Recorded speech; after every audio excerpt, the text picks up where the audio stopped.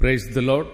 യേശുവിലെ ഏറ്റവും സ്നേഹം നിറഞ്ഞവരെ, നിങ്ങൾക്കെല്ലാവർക്കും ഓശാന ഞായറിൻ്റെ എല്ലാവിധ മംഗള ആശംസകളും നേരുന്നു.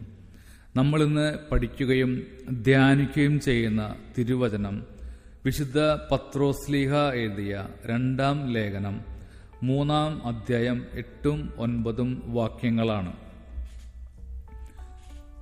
പ്രിയപ്പെട്ടവരെ, കർത്താവിൻ്റെ മുമ്പിൽ ഒരു ദിവസം 1000 വർഷങ്ങൾ പോലെയും 1000 വർഷങ്ങൾ ഒരു ദിവസം പോലെയുമാണ് എന്ന കാര്യം നിങ്ങൾ വിസ്മരിക്കരുത്.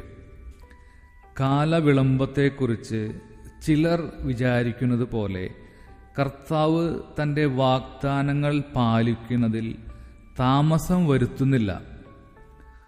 ആരും നശിച്ചു പോകാതെ എല്ലാവരും അനുതപിക്കണമെന്ന് അവിടുന്ന് ആഗ്രഹിക്കുന്നത് കൊണ്ട് നിങ്ങളോട് ദീർഘക്ഷമ കാണിക്കുന്നുവെന്നേയുള്ളൂ. Praise the lord. Hallelujah, hallelujah, hallelujah. പ്രിയപ്പെട്ടവരെ, നമുക്ക് ഈ ഒരു വചനം, ഇതിൻ്റെ അധ്യായം നമുക്കൊന്ന് ധ്യാനിക്കാം.